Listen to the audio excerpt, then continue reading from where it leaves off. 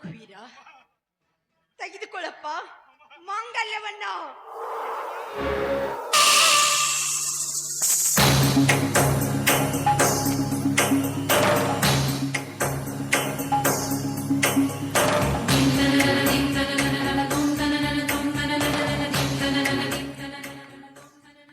ರೇಣುಕಾ, ಈ ಹೊತ್ತಿಗೆ ಸಾರ್ಥಕವಾಯಿತು ಈ ರಾಮಣ್ಣನ ಜೀವನ. ಹೆತ್ತ ಕರುಳಿಗಾಗಿ ತನ್ನ ತಾಳಿಯನ್ನೇ ತೆಗೆದುಕೊಂಡು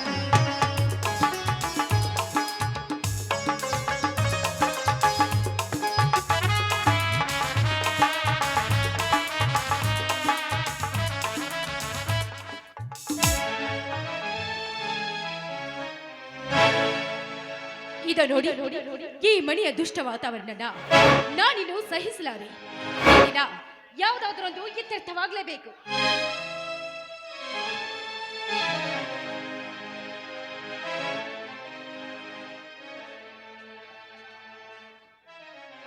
ಛಾಯಾ, ಯಾಕೆ ಸುಮ್ನೆ ಮನೆ ವಾತಾವರಣ ಕಲ್ತಾ ಇದೀಯಾ?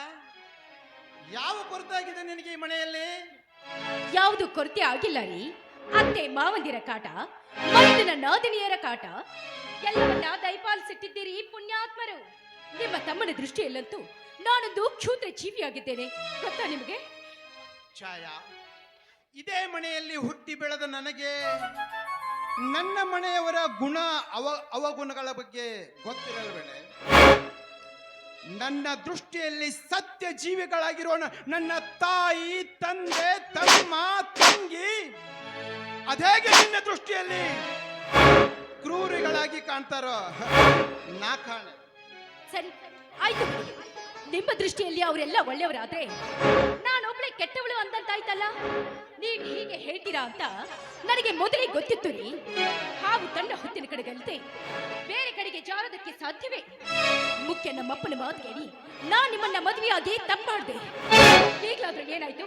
ನನ್ನ ತವರ ಮನೆಗೆ ಕಳಿಸ್ಬಿಡಿ ಅಂದ್ರೆ ಆಮೇಲೆ ತಂದೆ ತಾಯಿ ಬಂಧು ಭಗಿನಿಯರೆಲ್ಲ ಚಂದವಾಗಿ ಇರುವರು.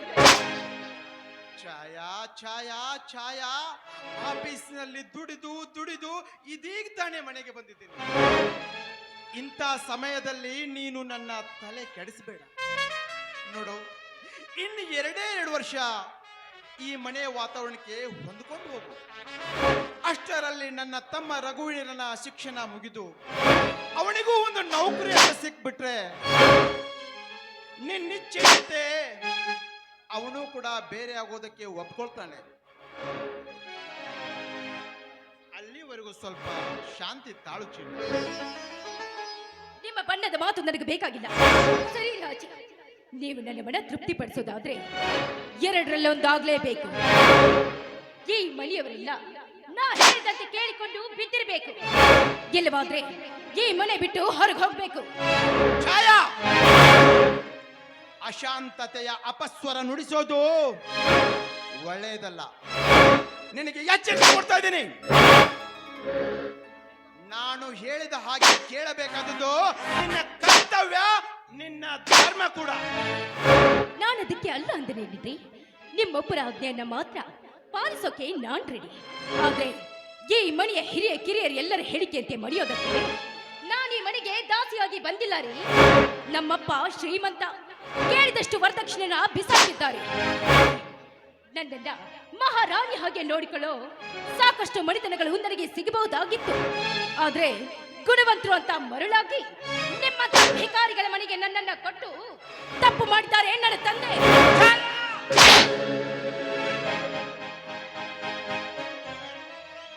ಶ್ರೀಮಂತರ ಮದದಲ್ಲಿ ಬೆಳೆದಿರುವ ನಿನಗೆ ನಾವೆಲ್ಲ ಭಿಕಾರಿಗಳಿಗೆ ಕಾಣ್ತೀವಲ್ಲ. ಏಯ್, ಒಂದು ಕ್ಷಣ ಕೂಡ ಕಣ್ಮುಂದೆ ಬಿಡ.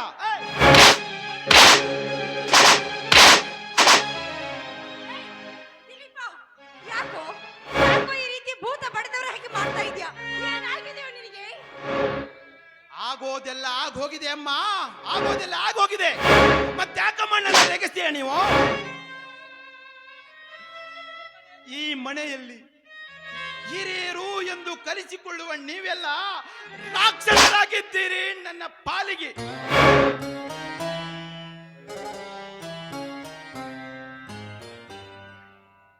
ದಿಲೀಪ, ಯಾರಿಗೆ ಏನ್ ಮಾತಾಡ್ತೀನದು ರೈತರು ನಿನಗ? ಯಾಕ ಕುಡಿದು ಬರೋನ್ ಮಾತಾಡ್ತೀನೋ? ಕತ್ತೆ ಅಂತೀನ? ನಿಜ ಅಪ್ಪ, ನಾನು ಕತ್ತೆನೆ.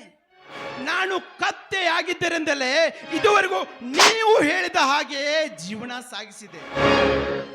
ಇಲ್ಲದೆ ಹೋಗಿದ್ರೆ ನನ್ನ ಹೆಂಡತಿ ವ್ಯಕ್ತಿತ್ವಕ್ಕೆ ಇಂಥ ಕುತ್ತು ಬಂದ್ರು ಹೀಗೆ ತೊತ್ತಿನಂತೆ ಕಾಲ ಕಳೆಯುವುದಕ್ಕೆ ಸಾಧ್ಯವಿತ್ತೇನಪ್ಪ?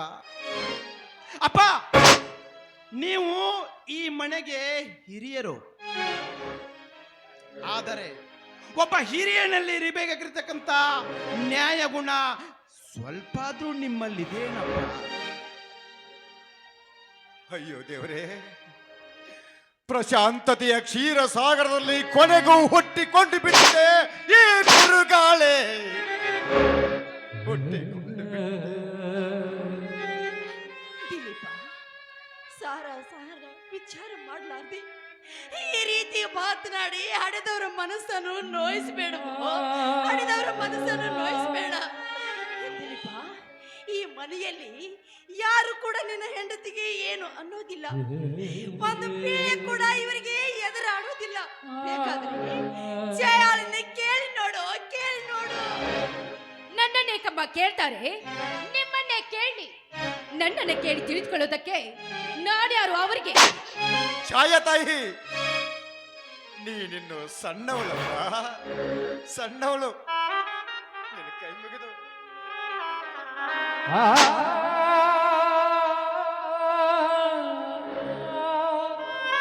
ನನ್ನ ಮಾತನ್ನ ಕೇಳವ್ವ, ಕೇಳು.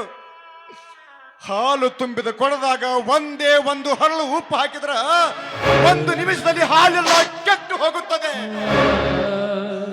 ಆ ಕೆಟ್ಟು ಹೋದ ಹಾಲನ್ನ ಸರಿ ಮಾಡೋದಕ್ಕೆ ಸೇರು ಸಕ್ಕರೆ ಸುರಿದರೂ ಹಾಲು ಸರಿ ಹೋಗೋದಿಲ್ಲ, ಸರಿ ಹೋಗೋದಿಲ್ಲ. ಹಂಗ ಈ ಕೂಡಿದ ಮನೆತನ ಅಂದ್ರ ಹಾಲು ತುಂಬಿದ ಕೊಡ ಇದ್ದಂಗ. ಆ ಕೊಡದಾಗ ನಿನ್ನ ದುರ್ಬೋಧನೆ ಎಂಬ ಉಪ್ಪು ಬೆರೆಸೋಕೆ ಮುಂಚೆ ನಿನ್ನ ಮನಸ್ಸನ್ನೇ ನೀನು ಕೇಳಿಕೋ, ಇದಕ್ಕೆ ನೀನು ಒಪ್ಪುತ್ತೀಯಾ ಎಂದು. ತಾಯಿ, ದುಡುಕ್ಬಾರ್ದವ್ವ, ದುಡುಕ್ಬಾರ್ದು. ದುಡುಕು ಕೆಡಕಿಗೆ ಮೂಲ ಅಂತ ಹೇಳ್ತಾರ. ನಾವು ಮನುಷ್ಯರು, ಮನುಷ್ಯತ್ವವನ್ನ ಅರಿತುಕೊಂಡು ಬಂದವರು ಅಂದಾಗ ಯಾವುದು ಒಳ್ಳೆಯದು ಯಾವುದು ಕೆಟ್ಟದು ಅನ್ನೋದನ್ನ ಸಾರ ವಿಚಾರ ಮಾಡ್ಬೇಕವ್ವ, ಸಾರ ವಿಚಾರ ಮಾಡ್ಬೇಕು. ಅಪ್ಪ, ಸಾರ ವಿಚಾರ ಮಾಡುವ ಪ್ರಮೇಯವೇ ಈಗ ಉಳಿದಿಲ್ಲ. ನಿಮ್ಮ ಚಿಕ್ಕ ಮಗ ಏನೇ ತಪ್ಪು ಮಾಡಿದ್ರು ಆ ತಪ್ಪು ನಿಮಗೆ ಕಾಣಿಸೋದೇ ಇಲ್ಲ ಅಂತಂದಾಗ ಹೆಚ್ಚಿಗೆ ಮಾತು ಬೆಳೆಸೋದ್ರದಲ್ಲಿ ಅರ್ಥ ಏನಿದೆ? ಅಪ್ಪ, ಹೆಣ್ಣು ಮೇಲೆ ಆ ರಘುವೀರನಿಗುಂಟು, ನನಗುಂಟು. ನೀವು ಸುಮ್ಮನೆ ಇಬ್ರು ಬಾಯಿ ಮುಚ್ಕೊಂಡು ಸುಮ್ಮನೆ ಇದ್ಬಿಡಿ. ದಿಲೀಪ, ನಿನ್ನ ತಮ್ಮನ ಬಗ್ಗೆ ಹಾಗೆಲ್ಲ ರೇಣುಕಾ, ಹೆಚ್ಚಿಗೆ ಮಾತನಾಡೋ ಅವಶ್ಯಕತೆ ಇಲ್ಲ. ಯಾಕಂದ್ರ ಕೆಸರಿನ ಮೇಲೆ ಕಲ್ಲು ಚೆಲ್ಲಿ ಮುಖಕ್ಕೆ ಸಿಡಿಸ್ಕೊಳ್ಳೋದು ಬೇಡ. ನಡಿ ಒಳಗ.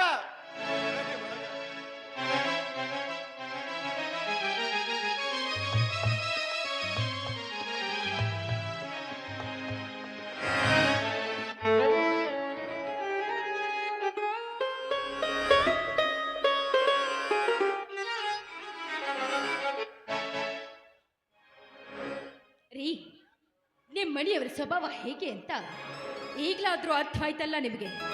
ಇನ್ನು ಆದಷ್ಟು ಬೇಗ ನಿಮ್ಮ ತಂಗಿ ಒಬ್ಳನ್ನ ಈ ಮನೆಯಿಂದ ಹೊರನೂಕ ಪ್ರಯತ್ನ ಮಾಡಿ. ಆಯ್ತಾಯ್ತು, ಅವಳಿಗೂ ಒಂದು ಒಳ್ಳೆ ಮನೆತನ ಸಿಕ್ಕರೆ ಮದುವೆ ಶಾಸ್ತ್ರ ಮುಗಿಸಿ ಅವಳನ್ನು ಮಳೆಯಿಂದ ಹೊರಗೆ ಹಾಕೋಣ. ಅವಾಗ್ಲಾದ್ರೂ ನಿನಗೆ ಸಮಾಧಾನ ಆಗತ್ತೇನೆ? ಸಮಾಧಾನ ಆಗತ್ತಾ?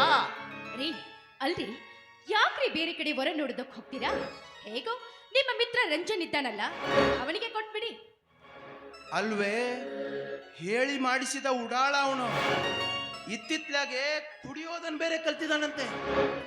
ಅಂತವಳಿಗೆ ನನ್ನ ತಂಗಿನ ಕೊಟ್ರೆ ಅವಳ ಜೀವನ ಸರಿ ಹೋಗುತ್ತೇನೆ. ಅಯ್ಯೋ ಹೂ ಅನ್ರಿ ನೀವು.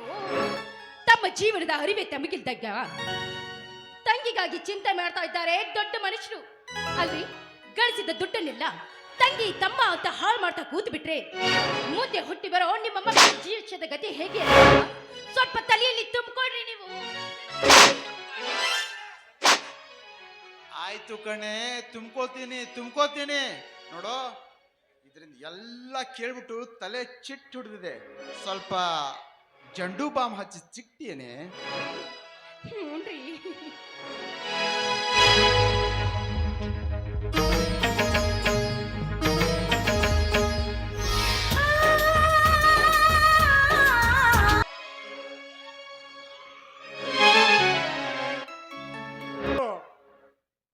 ಉಪೇಂದ್ರ ರವಿಚಂದ್ರ ಇದ್ರೆ ನಾಚಿ ನಾಚಿ ನೀರಾಗಿ ಹೋಗುವಂತ ಸಂದರ್ಭ. ಯಾಕಂದ್ರೆ ನಮ್ಮ ಗುರುಗಳು ಅಷ್ಟೊಂದು ಮುದ್ದಾಗಿ ಸೊಗಸಾಗಿ ನೃತ್ಯವನ್ನು ಅಂತ ಕಾಲೇಜಿನವರು ಹೇಳಿದ್ದಾರೆ. ಅದಕ್ಕಾಗಿ ನನಗೆ ಒಂದು 5,000 ರೂಪಾಯಿ ಕೊಡೋಣ, ಫಾರ್ಮ್ ತುಂಬಿ ಬರುತ್ತೇನೆ. ರಘು, ನಿನಗೆ ಇನ್ನು ಮೇಲೆ ಒಂದು ನಯ್ಯ ಪೈಸೆ ಕೂಡ ನನ್ನಿಂದ ಸಹಾಯ ಸಿಗಲಾರ ಅಲ್ವೋ? ಚಿಕ್ಕವನಾದ ನಿನಗೆ ದೊಡ್ಡವರ ಬಗ್ಗೆ ಗೌರವದ ಭಾವನೆ ಬೇಡವಾ? ನಿನ್ನ ಅತ್ತಿಗೆ ಆಗಿ ಬಂದವಳಿಗೆ ಸಿಕ್ಕಾಗಿ ಮಾತನಾಡ್ತೀಯಲ್ಲ, ಅವಳನ್ನೇನು ನಿನ್ನ ಭಾಷೆ ಅಂತ ತಿಳ್ಕೊಂಡಿದೀಯಾ? ನಿನ್ನ ನಯವಂಚಕತನ ಏನು ಅಂತ ನನಗೆ ಚೆನ್ನಾಗಿ ಅರ್ಥ ಆಗಿದೆ. ನೋಡೋ, ಇನ್ಮೇಲೆ ನಿನ್ ದಾರಿ ನಿನಗೆ, ನನ್ ದಾರಿ ನನಗೆ. ಅಣ್ಣ, ದಯವಿಟ್ಟು ಹಾಗೆ ಹೇಳ್ಬಿಡಣ, ಹಾಗೆ ಹೇಳ್ಬಿಡ. ಯಾಕಂದ್ರೆ ಇವತ್ತು ಎಕ್ಸಾಮ್ ಫಾರ್ಮ್ ತುಂಬಕ್ಕೆ ಕೊನೆಯ ದಿನ ಆದ್ರಿಂದ ನನ್ನ ಶ್ರಮವೆಲ್ಲ ವ್ಯರ್ಥವಾಗಿ ಹೋಗ್ತಾ ಇದೆ. ದಯವಿಟ್ಟು ನನಗೆ ಒಂದು 5,000 ರೂಪಾಯಿ ಕೊಡು. ವರ್ಕ್ಶಾಪಿನ ಕೆಲಸಕ್ಕೆ ಹೋಗಿ ನೀ ಕೊಟ್ಟ ಹಣವನ್ನು ಮರಳಿ ನಿನಗೆ ಕೊಡುತ್ತೇನೆ. ಈ ಸಂದರ್ಭದಲ್ಲಿ ನೀನು ಮಾಡಿದ ಉಪಕಾರವನ್ನು ನಾನು ಎಂದೂ ಮರೆಯುವುದಿಲ್ಲ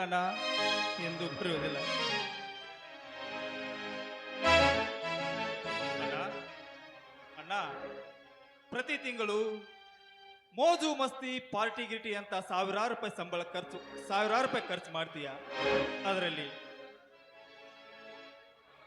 ಅದರಲ್ಲಿ ಸಾಲವಂತ ಆದ್ರೂ ಕೂಡ ನಾನು ನಿನ್ನ ಕಾಲಿಗೆ ಬಿದ್ದು ಬೇಡಿಕೊಳ್ಳು.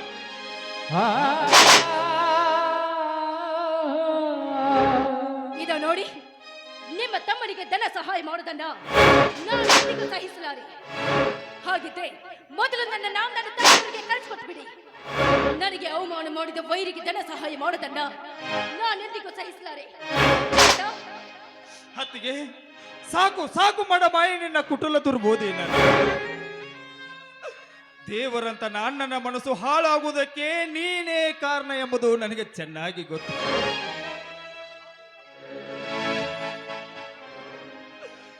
ಆದರೆ ಅಣ್ಣ, ನೀನು ಬರೋಕೆ ಮುಂಚೆ ಆದರ್ಶ ಬಂಧುಗಳಾಗಿದ್ದ ನಾವು ನೀನು ಬಂದ ಕೂಡಲೇ ಹೀಗಾಗಬೇಕಾದ್ರೆ ಎಷ್ಟಿರಬೇಕು ನಿನ್ನ ಕಾರಸ್ಥಾನ? ಅತ್ತಿಗೆ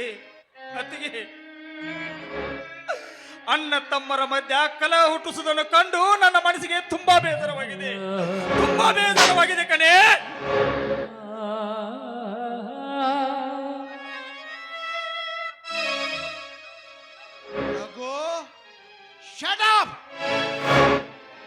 ನನ್ನ ಕಣ್ಣ ಮುಂದೆನೆ ನನ್ನ ಹೆಂಡತಿಗೆ ಇಷ್ಟು ಕೆಟ್ಟದಾಗಿ ಮಾತಾಡ್ತಿದ್ದೆ ಅಂತಂದ್ರೆ ನಾನಿಲ್ಲದ ವೇಳೆಯಲ್ಲಿ ಅದೆಷ್ಟು ಉದ್ದಟತನದಿಂದ ವರ್ತಿಸಿರಬೇಡ ನೀನು. ಹೊರಟೋಗೋ, ನನ್ನ ಮನೆಯಲ್ಲಿ ಒಂದು ಕ್ಷಣ ಕೂಡ ಇರಬೇಡ.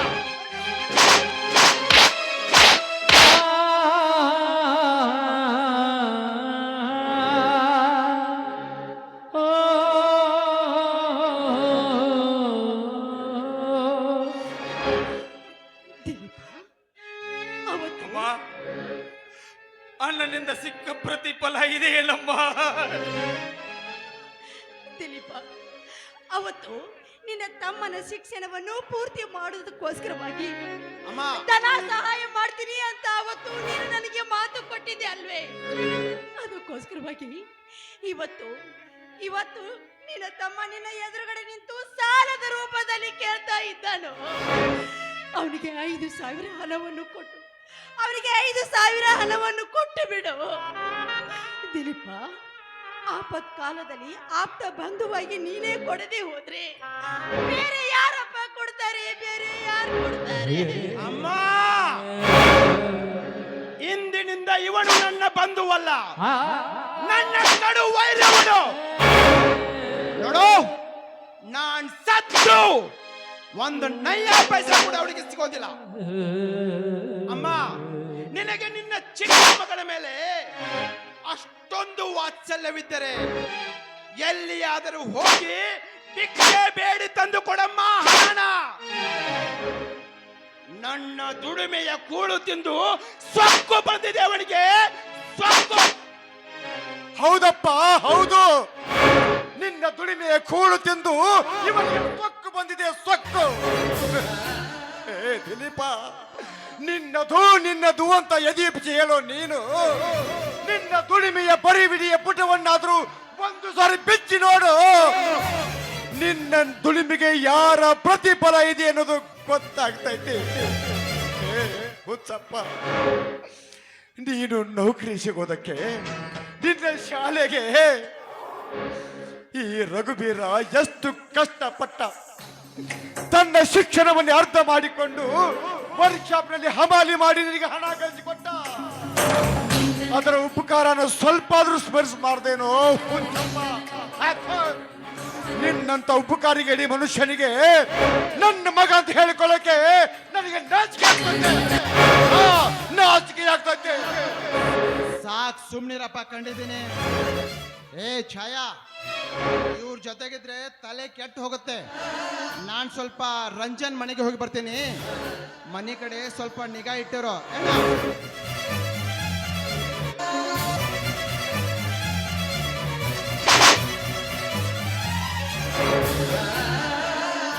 ಸ್ವಲ್ಪ ನಿಲ್ಲಿ.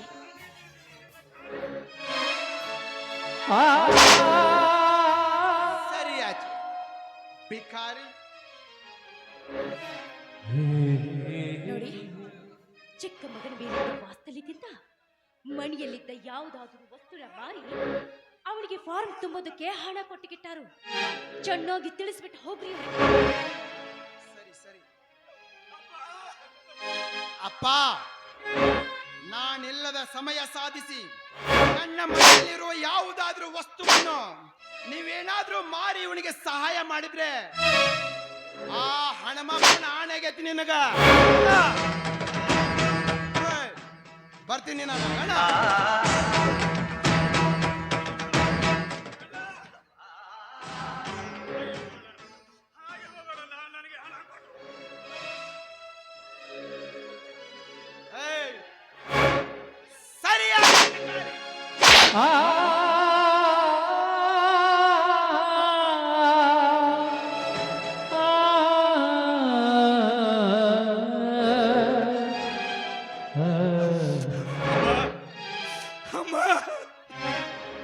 ಅಣ್ಣನಿಂದ ಸಿಕ್ಕ ಪ್ರತಿಫಲ ಇದೆ ನಮ್ಮ.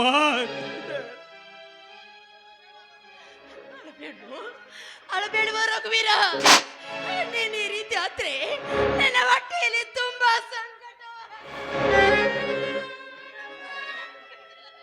ಅಳಬೇಡ ಮಗನ, ಶಾಂತನಾಗು. ನಿನ್ನ ಶ್ರಮಕ್ಕೆ ನಿನ್ನ ಅಣ್ಣನಿಂದ ಪ್ರತಿಫಲ ದೊರೆದೇ ಹೋದರೂ ಆ ಮೇಲೊಬ್ಬ ದೇವರಿದ್ದಾನೆ. ಅವನು ಪ್ರತಿಫಲ ಕೊಟ್ಟೆ ಕೊಡ್ತಾನೆ. ಈಗ ಶಾಂತನಾಗು ಮಗನೇ, ಶಾಂತನಾಗು. ಅಳಬೇಡಪ್ಪ, ಅಳಬೇಡ. ಅಪ್ಪ, ಅಳಬಾರ್ದು ಅಂತ ನಾನು ಎಷ್ಟೇ ಪ್ರಯತ್ನ ಪಟ್ರು ಅದು ನನ್ನಿಂದ ಸಾಧ್ಯವಾಗ್ತಾ ಇಲ್ಲಪ್ಪ.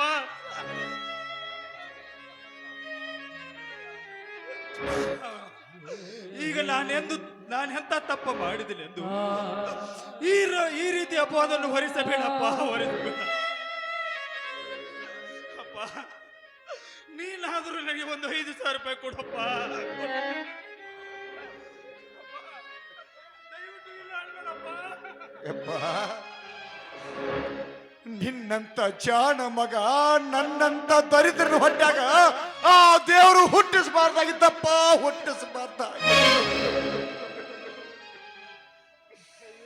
ವಿಷ ಕುಡಿದು ಸಾಯ್ಬೇಕಂದ್ರು ಬಿಡಿ ಕಾಸು ತೋರಿದ ಈ ನಿಮ್ಮಪ್ಪ ನಿನ್ನ ಪಾಲಿಗೆ ಇದ್ದು ಸತ್ತಂತಪ್ಪ, ಇದ್ದು ಸತ್ತಂಗ.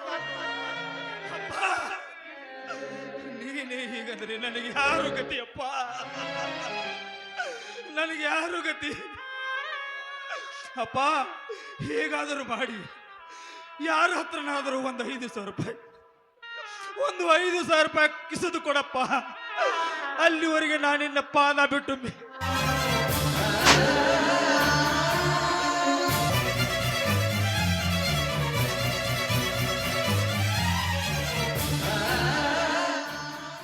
ಅಯ್ಯೋ ದೇವರೇ, ನಾನೀಗೇನ್ ಮಾಡ್ಲಿ? ನನ್ನ ಮಗನ ಶ್ರಮ ನಿರರ್ಥಕವಾಗಬಾರ್ದು. ಹೌದು ಹೌದು, ನನ್ನ ಮಗನಿಗೆ ನಾನು ಪರೀಕ್ಷೆ ಕಟ್ಟಿಸಲೇಬೇಕು. ಹಾಗಾದ್ರೆ ಆ 5,000 ರೂಪಾಯಿ ಎಲ್ಲಿಂದ ತಂದ್ಕೊಂಡೆ?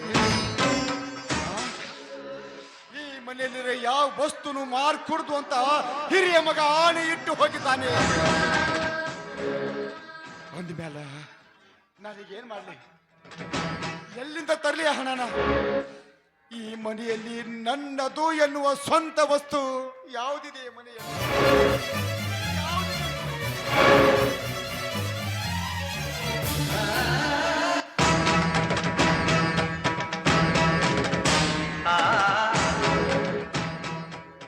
ಇದೆ.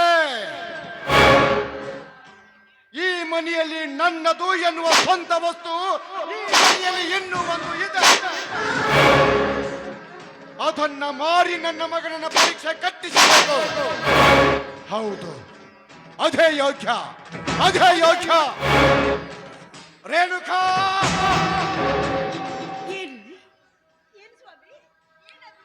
ಬೆಚ್ಚಿ ಕೊಟ್ಟು ಬಿಡು ನಿನ್ನ ಕೊರಳ ಮಾಂಗಲ್ಯ.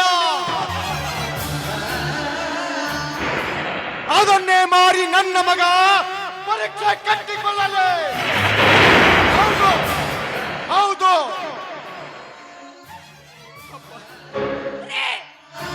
ಏನ್ರಿ ಮಾತಾಡ್ತಾ ಇದ್ರಿ? ನೀವು ಇನ್ನೂ ನನ್ನ ಕಣ್ಣ ಮುಂದೆ ಬದುಕಿರುವಾಗ ಕೊರಳಿರುವ ಮಾಂಗಲ್ಯವನ್ನು ಬಿಚ್ಚಿಕೊಡು ಅಂತ ಕೇಳಿದ್ದೀರಲ್ಲದೆ? ಈ ರೀತಿ ಹೇಳುವುದಕ್ಕೆ ನಿಮ್ಮ ಅಂತರಾತ್ಮವಾದ್ರೂ ಹೇಗ್ರಿ ಒಪ್ಪತ್ತೆ?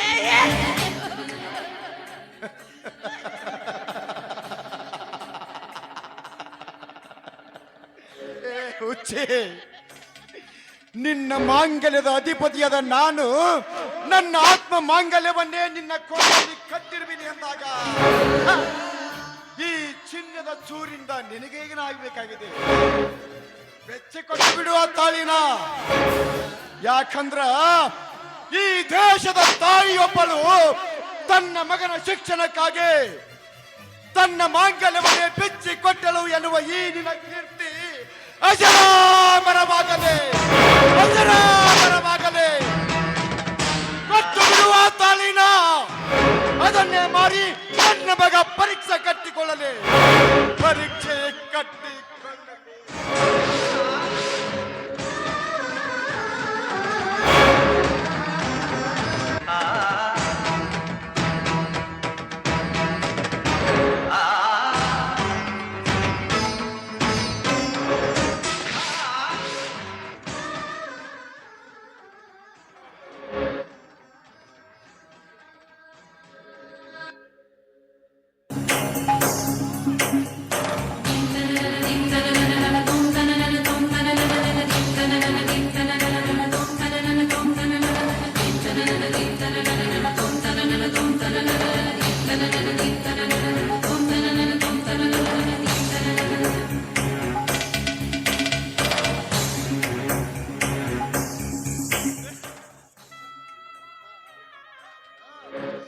ಬೇಡ ತಾಯಿ, ಬೇಡ. ಒಡಲಲ್ಲಿ ಹುಟ್ಟಿದ ಮಗನಾಗಿ ಮಡಲೆಯ ಮಾತೆಯ ಮಾಂಗಲ್ಯವನ್ನು ಮಾರಿಸಿ ನಾನು ಯಾವ ಸತ್ಕೀರ್ತಿ ಸಾಧಿಸಲಿ? ಬೇಡ ತಾಯಿ, ಬೇಡ. ರಾಘೋ, ಹೆತ್ತ ಕರುಳಿನ ವ್ಯಾಮೋಹಕ್ಕೆ ಒಳಗಾಗಿ ನಿನ್ನ ಶಿಕ್ಷಣವನ್ನು ಅರ್ಥ ಮಾಡಿಕೊಂಡ್ರ ನಿನಗೆ ನಿನ್ನ ಹೆತ್ತ ಹಾನಿಯಾಗತ್ತೆ. ತೆಗೆದುಕೋ ಆ ಥಾಳಿನ. ಬೇಡಪ್ಪ, ಬೇಡ. ಮಾತೆಯ ಮಾಂಗಲ್ಯವನ್ನು ಮಾರಿಸಿ ನಿನ್ನ ಸತ್ಪುತ್ರನೆಂಬ ವ್ಯಕ್ತಿತ್ವಕ್ಕೆ ನಾನು ಕಳಂಕ ತಂದುಕೊಳ್ಳಲಾರೆ ಅಪ್ಪ. ರಾಘೋ, ದಯವಿಟ್ಟು ನನ್ನನ್ನು ಕ್ಷಮಿಸು. ರಾಘೋ, ರಾಘೋ, ನೀನಿವತ್ತು ಈ ಮಾಂಗಲ್ಯವನ್ನು ತೆಗೆದುಕೊಳ್ಳದಿದ್ದ ಮಾತ್ರಕ್ಕೆ ನೀನ ಸತ್ಪುತ್ರನಾಗಲಾರೆ.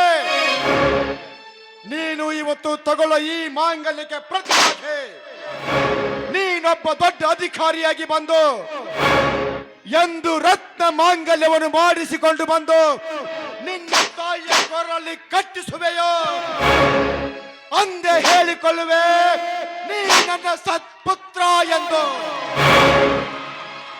ತೆಗೆದುಕೋ ಆ ಥಾಳಿನ. ಸುತನ ಶಿಕ್ಷಣಕ್ಕಾಗಿ ಪತಿಯಾಜ್ಞೆಗನುಸರಿಸಿ ಸತಿ ಧರ್ಮ ಪಾಲಿಸಲು ಸುತನಿಗೆ ನೀಡುವಳು ಮಾತೆ ಮಾಂಗಲ್ಯ, ಮಾತೆ ಮಾಂಗಲ್ಯ, ಮಾತೆ ಮಾಂಗಲ್ಯ.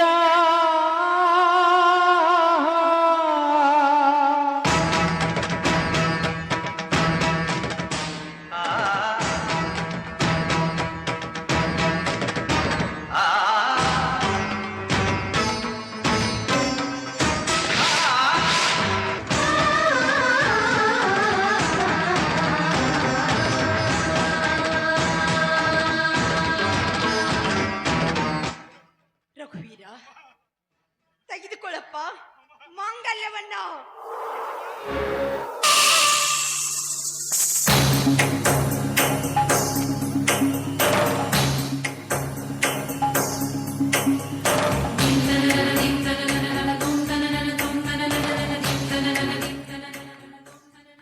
ರೇಣುಕಾ, ಇವತ್ತಿಗೆ ಸಾರ್ಥಕವಾಯಿತು ಈ ರಾಮಣ್ಣನ ಜೀವನ. ಹೆತ್ತ ಕರುಳಿಗಾಗಿ ತನ್ನ ತಾಳಿಯನ್ನೇ ತೆಗೆದುಕೊಟ್ಟ ಮಹಾ ಮಡದಿ ನನ್ನ ಹೆಂಡತಿ ಮಹಾ ತಾಯಿಯಾದೆ. ಇವತ್ತು ನೀನು ಮಹಾ ತಾಯಿಯಾದೆ.